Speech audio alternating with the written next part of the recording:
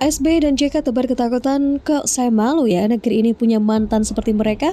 SBY dan JK. Arahnya ke sini. Sepasang kakek ini pernah berpasangan dalam politik, pernah berpasangan sebagai presiden dan wakil presiden.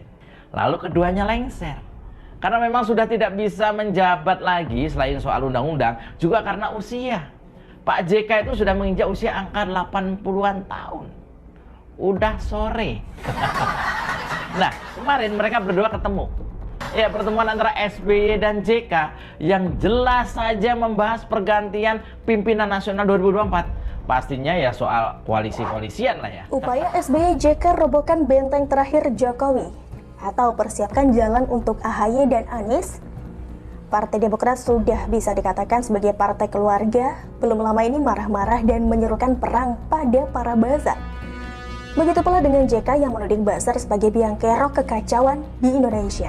Tidak lupa juga ada PKS yang juga kerap menyinggung nama-nama buzzer. Gitu. Nah, cerita semacam ini bagi saya itu mirip sekali seperti cerita mantan wakil presiden dan mantan presiden di Indonesia hari ini. Karena keduanya tiba-tiba kompak untuk nakut-nakutin dan kita bingung ini tujuannya untuk apa. Tapi ambil contoh misalkan Pak JK bilang bahwa Indonesia akan menghadapi sebuah bencana yang jauh lebih dahsyat dari COVID. Nah, SBY lain lagi. SBY nakut-nakutin bahwa akan ada skenario gelap. Skenario gelap apaan gitu? Nah, SBY membuat apa ini? Kok tiba-tiba bilang ada skenario gelap di Indonesia katanya?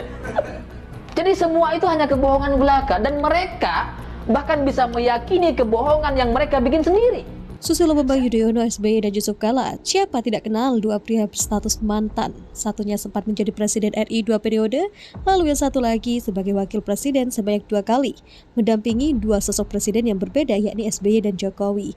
Akan tetapi, melihat sepak terjang keduanya pasca tidak lagi menjabat, kok sepertinya bikin saya atau kita malu ya? Dengan komentar begini, kok mantan presiden dan wakil presiden begitu sih kelakuan mereka? Pepo SBY kita tahu bersama sampai hari ini seperti sibuk merecoki pemerintahan Jokowi Ma'ruf Amin dengan jurus baper tingkat dewanya. SBY ini kadang lucu tapi wagu kalau orang Jawa bilang. Karena kadang gak disentil, gak disindir, dan gak diapa-apakan, baper juga.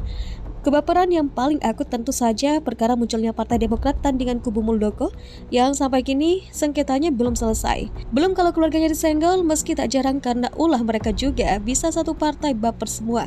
Yusuf Kala, orang ini disebut punya kelicikan tersendiri dengan berbagai kepentingan yang diduga masih diupayakannya sampai hari ini. Naiknya Anies sebagai Gubernur DKI Jakarta disebut sebagai buah dari strategi politik JK yang tampak kurang suka kalau Ahok Jarot yang memimpin di Pilkada 2017 lalu. Orang ini pun seakan menikmati cara kampanye kotor waktu itu dengan membiarkan politisasi ayat dan mayat, juga penggunaan rumah ibadah sebagai medan perang Pilkada 2017. JK punya otoritas tapi tidak dipakainya karena sedang mengarah pada keuntungan kandidat yang dipasangnya untuk berkuasa di DKI Jakarta. Mengapa orang seperti JK justru dipilih untuk mendampingi Jokowi pada periode 2014 hingga 2019 lalu? Saya duga keputusan menduetkan keduanya untuk mengunci JK supaya nggak macam-macam selama menjadi wakil presiden.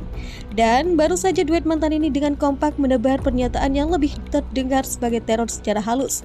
Yang mirisnya justru dilakukan oleh mantan Wapres dan mantan Presiden RI jika JK mengungkapkan adanya bencana yang disebutnya akan lebih besar dari COVID-19 yang sudah bikin pusing selama hampir 2 tahun terakhir ini. Pernyataan yang aneh karena isu perubahan iklim dan cuaca yang JK maksudkan bukanlah masalah baru. Begitu juga yang katanya perubahan iklim dan cuaca itu menyebabkan banjir, gempa, dan tanah longsor. Seandainya JK pernah baca atau dengar dari kitab Injil, malah sudah ada peringatan yang Yesus sampaikan bahwa pada akhir zaman akan ditandai dengan gempa bumi, kelaparan, hingga peperangan antar bangsa.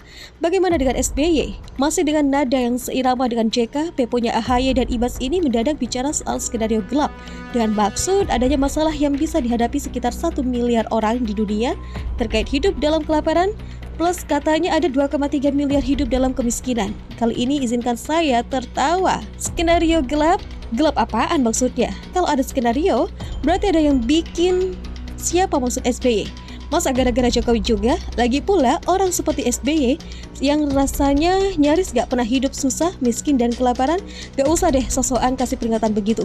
Kecuali setelah bilang begitu terus keluarkan 1 miliar buat bagi-bagi sembako agar gak ada yang kelaparan di negeri ini. Maaf Pak SBY dan Pak JK, Anda berdua ini sedang memperingatkan atau cuma menakut-nakuti masyarakat?